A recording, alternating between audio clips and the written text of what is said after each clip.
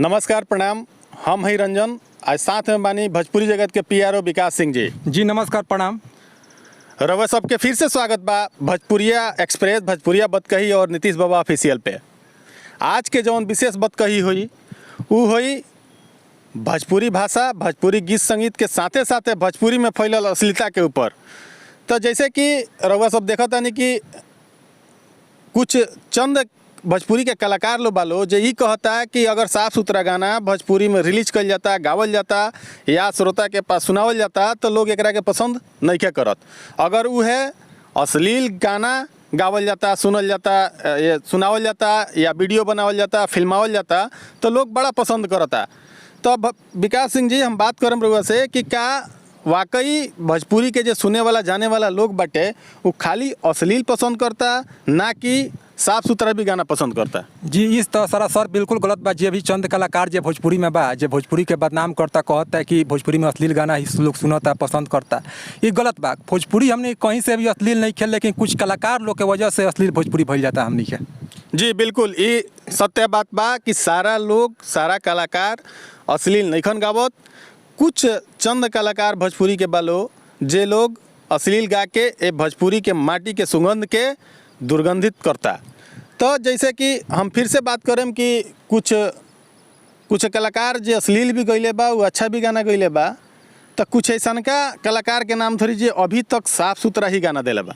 जी सबसे पहले बात एगो हाल ही में काल परसों रिलीज भइल पवन सिंह के गाना, जौन बहुत बड़ा रिकॉर्ड बनल, बहुत बड़ा लेवल से सारेगामा फिल्म साइर ल, जौना के राइटर ल विजय चौहान जी, साथ में गौले लिए शिल्पी राज और पवन सिंह की आवाज़ में गाना रिलीज भइल, जौन की बहुत बड़ा ब्लास्ट दिला था भोजपुरी में। अब बहुत ही साफ़ सुथरा गाना बा उ और बहुत बड़ा रिकॉर्ड बनल सा। एक दिन में 14 मिलियन और ट्रेंडिंग नंबर 1 में चलता गाना, पूरा भारत में ट्रेंडिंग नंबर 1 में काम करता। अब रउआ बताई कि वो गाना कहाँ से अश्लील बा? एक शब्द में अश्लील नहीं खे, अश्लील वीडियो नहीं खे, और फिर भी इतना बड़ा रिकॉर्ड, ऐसे क्या साबित होता है इससे? जी बिल्कुल जायज़ बात बा, गाना साफ सुथरा बाटे, लेकिन एकरा पहले कुछ आरोप प्रत्यारोप पवन सिंह जी पर भी लागल बाटे कि उहों के कुछ अश्लील गाना परोसले बानी भोजपुरी जगत में। तो ऊपर का कहे? जी पहले परोसले बानी वहाँ के 2 गाना 2-4 गो भइल बा वहाँ के, ठीक बा। और जहाँ तक आरोप प्रत्यारोप तो अधिकतर मन गाना वहाँ के साफ सुथरा दिले बानी भोजपुरी में, कुछ अच्छा करे के प्रयास कैले बानी।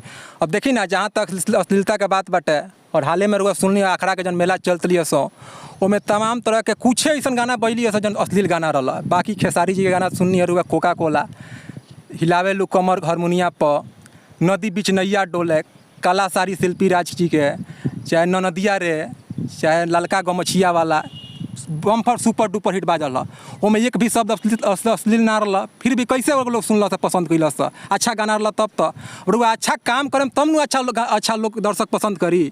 लेकिन अब रुआ अच्छा गीत ना गाएम, अश्लील ही गाएम, तो व्यूज के मतलब का भइल? व्यूज तक के आईडी लगा के व्यूज लोग लिया सकता, लेकिन कुछ ऐसा करी कि अच्छा गीत गाई, अच्छा गीत भी पब्लिक सुने के चाहता, लेकिन अच्छा गीत संगीत रुआ बनाएम तब नु, मेहनत करें तब नु। जी बिल्कुल, जैसे कि हमने के सुननी हसन खेसारी लाल यादव जी के भी कुछ गाना रहा जौन बड़ा सुंदर गाना बाजल है अब की पारी महावीरी आखड़ा मेला में।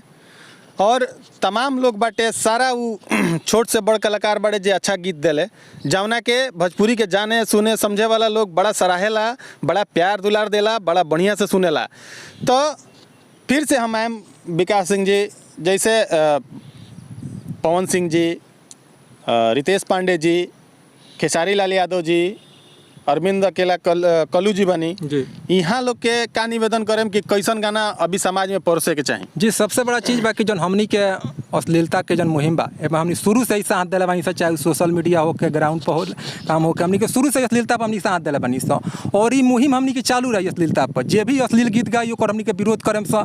और एक और काम हमनी करें सा, चाहे पवन सिंह होकर, चाहे खेसारी लाल यादव होकर, चाहे कोनो भी भोजपुरी के छोट कलाकार कहे ना होकर, जे भी अच्छा गीत गाई ओकरा के रुआ लोग के सामने हमनी रखें सा। जे भी अच्छा गीत गाए सामने रखें सा। सब लोग से निवेदन बा कि रुआ अच्छा गीत गाई लोगिन, अच्छा गीत बनी, अच्छा म्यूजिक बनी, अच्छा गाना लिखाई तो जरूर चली। जी जैसे कि हमारे साथी विकास सिंह जी कहनी है कि अगर अश्लीलता के मुहिम में हमने जुड़ल बनी सन, रउआ लोग के अश्लीलता के विरोध में हमने खड़ा बनी सन, तो साथ ही साथ ये निवेदन रही कि रउआ बढ़िया गाई, बढ़िया सुनाई, बढ़िया परोसी भोजपुरी जगत में, रउआ लोग के सपोर्ट भी करम सन, दर्शक के बताएम भी सन कि बढ़िया गाना बा, एकरा के सुने और जाने के पड़ी, जाने के चाही। जी डालडा देखे नहीं कि महंगा बेचाला भले कम रेट में बेचाला फिर भी ओकर लोग खरीदार ज़्यादा बाड़े आ घी बहुत महंगा बेचाला खरीदार ओकर कम बाड़े तो ऐसे घी के रेट तो कम ना होला उससे तो समाज में अच्छा गीत देम तो ओकर अच्छा रिस्पेक्ट मिली लोग अच्छा गीत सुनी तो अच्छा कही होगे लेकिन गंदा होला और अच्छा होला ऐसे सब कलाकार लोग जितना ही भोजपुरी कलाकार बने चाहे उबर कलाकार हो छोट कलाकार हो सबका से निवेदन बा कि लोग अच्छा गाना गाई अच्छा वीडियो बनाई और अपने आप अच्छा व्यू जाइए अच्छा सबसे निवेदन मरुआ सबसे जी फिर से दोबारा सारा वो बड़ छोट कलाकार भोजपुरी के जे बड़न उनका से निवेदन बा कि साफ सुथरा गाना भोजपुरी के परोसल जाओ जौन कि समाज पे एगो बढ़िया प्रभाव पड़ो यही के साथे साथे फिर से मिलम सन फिर अगला वीडियो में जब तक के लिए गुड बाय नमस्ते। नमस्कार।